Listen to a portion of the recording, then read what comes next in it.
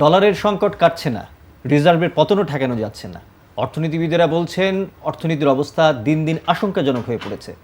শুধু দর্শক, আজকের বার্তাকক্ষ সেইগুলো নিয়ে।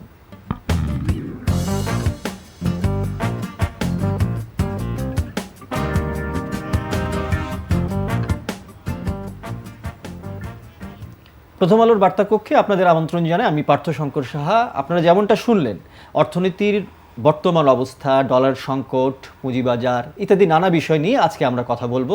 আমাদের সঙ্গে আছেন প্রথম আলোর জ্যেষ্ঠ প্রতিবেদক সানাউল্লাহ সাকিব। সাকিব, আপনাকে আমন্ত্রণ জানাই অনুষ্ঠানে। আপনারা জানেন, যারা প্রথম আলো পড়েন, সানাউল্লাহ সাকিব ব্যাংক খাত নিয়ে বিশেষত কাজ করেন, অর্থনীতির নানা দিক নিয়ে তিনি কাজ করেন। সাকিব, এই মুহূর্তে তো খুব বড় আলোচ্য বিষয়, আজকে প্রধান প্রতিবেদনটাও আপনি করেছেন প্রথম আলোর, যে ডলারের সংকট কাটছে না এবং রিজার্ভের পতন। এরকম কয়েকদিন কেন, এটা তো বেশ কয়েক মাস ধরে আমরা আলোচনা করছি আর কি, 2 বছর ধরে চলে আসছে আর কি। তারপর আমদানি রপ্তানিতে প্রভাব আছে, দ্রব্যমূল্য পরিস্থিতিতে প্রভাব আছে। এখন একদম প্রথমে যে প্রশ্নটাই আপনাকে করতে চাই, যে এই যে ডলারের যে সংকটটা তৈরি হয়েছে আর কি, এটা আসলে মানে এই সংকটের ধরনটা আপনি যদি বলতেন, যে কি মানে সংকটটা আসলে কি নিয়ে? না, অর্থনীতি ডলারের যে সংকটটা, মানে ডলার তো শুধু আমাদের দেশে আমরা ব্যবহার করি তেমনটা না, মানে সারা দুনিয়ায় ডলারটা আসলে ব্যবহার করে, অল্প কয়েকটা দেশ বাদ দিলে। আর ডলার তো আমরা যদি ডলার ছাপাই না, ফলে এটা আমাদের ইনকাম করে অন্য দেশ থেকে নিয়ে আসতে হয়। খুব সহজভাবে যদি বলি, তো ইনকাম করলে যেটা হয় যে ডলারটাকে অন্য দেশের মুদ্রার সঙ্গে সমন্বয় করতে হয় বাজারটাকে, যে আপনি ডলারটাকে কত দামে রাখলেন, প্রতিবেশী ভারত কত দামে রাখলো, প্রতিবেশী ভারত যদি ডলারের দামটাকে কমায় ফেলে বা বাড়ায় ফেলে, তাহলে আপনাকেও বাড়াতে হবে। না হলে কিন্তু আপনি আমদানি রপ্তানিতে ক্ষেত্রে একটা সমস্যার মধ্যে পড়ে যাবেন। আপনি যে রপ্তানি করতেছেন, ওই পণ্যটা ওই দেশে না আসে, সে ভারতে নিয়ে আসবে, সে অন্যভাবে টাকাটা এখানে নিয়ে আসবে বা টাকাটা সে বিদেশে রেখে দেবে। ঠিক আমাদের দেশেও ঠিক 2 বছর আগে বা 2.5 বছর আগে যখন ডলারের প্রাইসিংয়ের সমস্যা হলো, ডলারের যখন তারা টাকার ডিভ্যালুয়েশন করলো, অন্য দেশগুলো, মানে প্রতিবেশী ভারত বলি আমরা, অন্য সব দেশেই বলি, সবাই টাকার মানে তাদের নিজস্ব মুদ্রার অবমূল্যায়ন করলো। কিন্তু আমরা কিন্তু টাকাটাকে শক্তিশালী রেখে দিলাম, যে টাকা শক্তিশালী থাকলে আমরাও শক্তিশালী, এরকম একটা ভাব আমাদের মধ্যে তখন সরকারকে বোঝানো হলো যে টাকা শক্তিশালী মানে আমরা বাংলাদেশ শক্তিশালী অবস্থানে আছে, বাংলাদেশ সিঙ্গাপুর হয়ে যাচ্ছে, টাকা শক্তিশালী অবস্থা আছে। এই যে আমরা শক্তিশালী করতে গেলাম টাকাকে, সেই আমরা ধরা খেয়ে গেলাম। ডলারটাকে আমরা 85 টাকা 84 টাকায় রেখে দিলাম।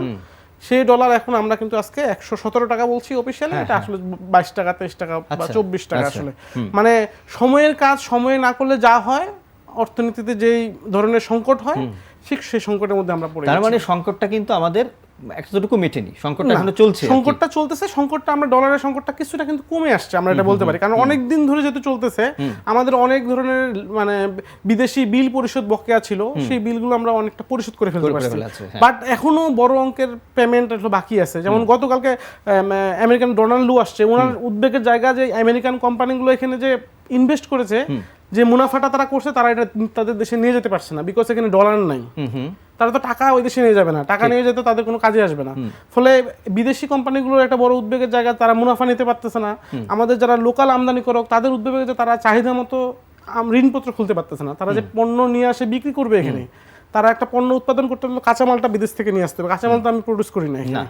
তো এই ধরনের সমস্যাগুলো এখনো রয়ে গেছে, বাট প্রকট ছিল, প্রকট থেকে কিছুটা কমছে, কিন্তু সংকটটা এখনো কাটেনি বলছেন। এবং এই যে ডলারের যে চলমান সংকট, সেটাতে একটা খুব অনিবার্য প্রভাব পড়েছে রিজার্ভের উপর, এটা তো পড়েছে না, দিন দিন কমছে। ডলারের দামের যে একটা অনিবার্য প্রভাব প্রথমত মানুষের জীবনে পড়ছে, খাদ্য মূল্যস্ফীতি অনেক বেড়ে গেছে। তেলের দাম কত টাকা বেড়েছে আপনি হিসাব করে দেখলে হতে পাবেন যে অনেক টাকা বেড়ে গেছে, কারণ তেলটা তো আমাদের ইম্পোর্ট করতে হয়।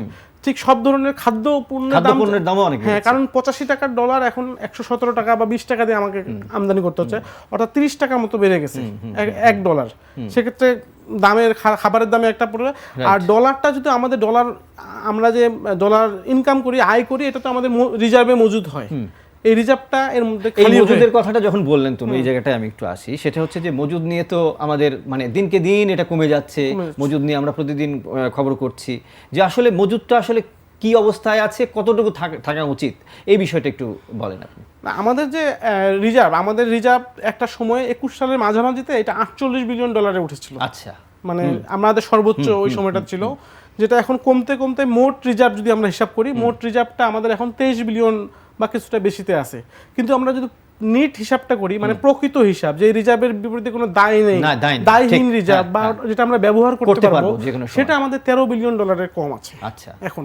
মানে একটা দেশে সাধারণত ধরে নেওয়া হয় যে একটা দেশের 48 বিলিয়ন ডলার যখন বললেন তখন কি নেট ছিল এটা আমাদের? না, না, তখন তা ছিল 48 তার মোট রিজার্ভ ছিল, তখন হয়তো নেট ছিল 40 বিলিয়ন বা 38 বিলিয়ন এরকমটা ছিল, সেটা এখন 13তে নেমে আসে, অর্থাৎ মানে 1/3 হয়ে গেছে আমরা যদি ওইভাবে হিসাব করি, 13 থেকে 39 যদি আমরা করি। তো একটা দেশের মোট রিজার্ভের মানে একটা দেশের প্রতি মাসে যে পরিমাণ আমদানি হয় তার 3 মাসের যদি আমদানি দায় পরিশোধের ক্ষমতা থাকে রিজার্ভের, আমরা মনে করি যে এটা একটা পর্যাপ্ত বা ওই সময়ের জন্য। এটা আমাদের এখন নাই।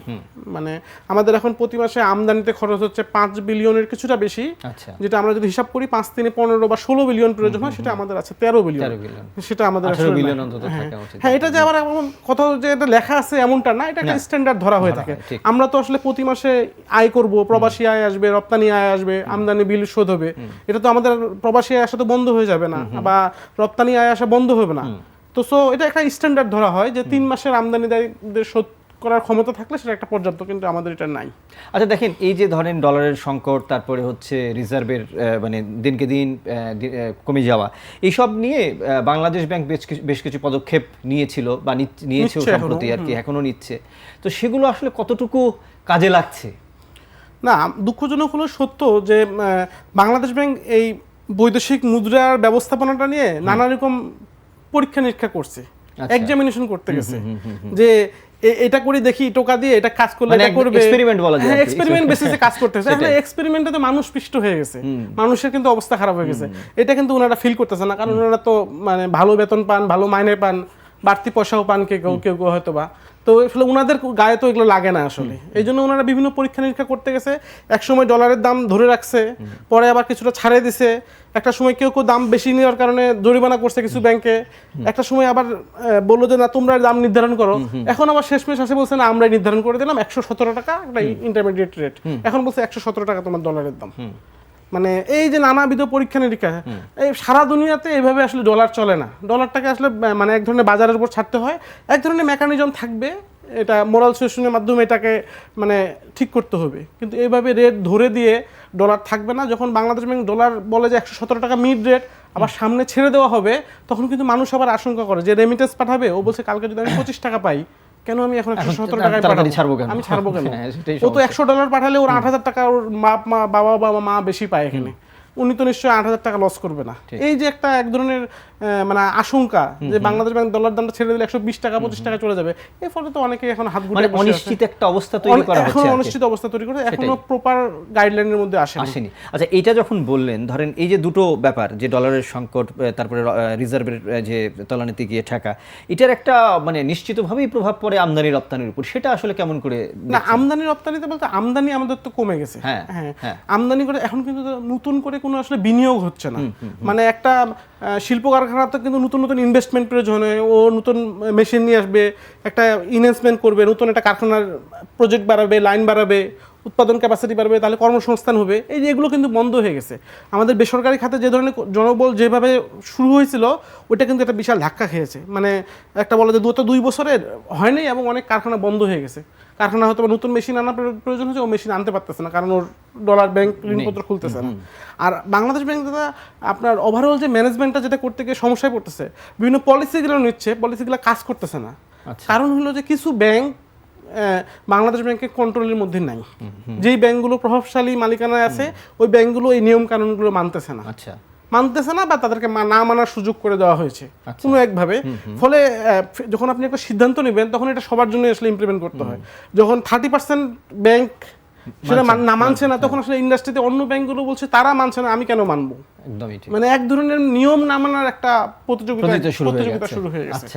আচ্ছা, আমরা একদম শেষ দিকে চলে এসেছি। একদম মানে আপনি অর্থনীতিবিদদের সাথে প্রতি মুহূর্তে কথা বলেন, যখন প্রতিবেদন করেন, বিশেষজ্ঞদের সাথে কথা বলেন, এই মুহূর্তে আসলে করণীয় খুব ছোট আকারে যদি বলেন। না, খুব অর্থনীতিবিদরা এখন বলছেন যে আমাদের ডলারের দামটা এটা বাজারের উপর ছেড়ে দেওয়া এবং সুদ হারটা বাজারের উপর ছেড়ে দেওয়া। সুদ হারটা হয়ে গেছে কিছুটা বাজারের উপর ছেড়ে দেওয়া, ডলারের দামটা হয়নি। হ্যাঁ, এই যখন এটা বাজারের উপর ছেড়ে দেবে, আমাদের একটা ইনফ্লেশনারি প্রেশার আসবে। আমাদের জিনিসপত্রের দাম আবার এক ধাক্কা বেড়ে যাবে। এটা আমাদের সহ্য করতে হবে। আচ্ছা আমরা যখন একটা মানে ব্যথা অনেক দিন ধরে চাপা দিয়ে রাখছি, যখন এটা বাস্ট করবে তখন আপনাকে কেউ কেউ হয়তো বা হারায় যাবে একটা থেকে, মানে তাদের হয়তো কেউ খাওয়ার ক্ষমতা, কেনার ক্ষমতা হারায় ফেলবে, কেউ হয়তো বা ভালো কাপড় চোপড় পরার ক্ষমতা হারায় ফেলবে। এটা এই ভোগ করতেই হবে বাংলাদেশের নাগরিকদের। ধরুন আরেকটা জাস্ট একটু ছোট করে একটা প্রশ্ন করি, যে ডলারের ক্ষেত্রে যে সাম্প্রতিকতম যে একটা সিদ্ধান্ত ক্রলিং পেগ, তো সেটার আসলে কতটুকু? হ্যাঁ, সেটাই বলছিলাম যে ক্রলিং পেগের মানে কি? ক্রলিং পেগ মানে ক্রল করবে, জিনিসটা উঠানামা করতে হবে। আচ্ছা, কিন্তু এখন বলছে 117 টাকা, কিন্তু উঠানামা করার কোনো সুযোগ দেওয়া হয়নি।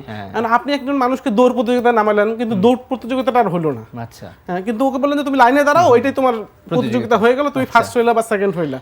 মানে নাম বললো ক্রলিং পেগ, কিন্তু আসলে ক্রলিং করারই সুযোগ রাখা হয়নি। তনু, আপনাকে অনেক ধন্যবাদ এই প্রাণবন্ত আলোচনা করার জন্য। শুধু দর্শক, আমরা সানাউল্লাহ সাকিবের সঙ্গে কথা বলছিলাম অর্থনীতির সাম্প্রতিক সংকটগুলো নিয়ে। তার মধ্যে আমরা আলোচনায় শুনলাম ডলারের সংকট নিয়ে, রিজার্ভের ব্যাপার তো আমরা দীর্ঘদিন ধরে আলোচনা করছি, সেটার একটা স্বরূপ তার কাছ থেকে, সানাউল্লাহ সাকিবের কাছে খুব স্পষ্ট করে আমরা জানলাম, এবং এক্ষেত্রে করণীয় কি সেগুলোও আমরা কিছুটা জানার চেষ্টা করলাম। আমরা আশা করব যে চলমান যে সংকট আছে সেই সংকট থেকে একটা উন্নততর অবস্থায় যেতে বা সংকটটা কাটাতে প্রয়োজনীয় যে পদক্ষেপগুলো যথাযথ কর্তৃপক্ষ সেগুলো নেবেন। শেষ করছি আজকের বার্তা কক্ষ।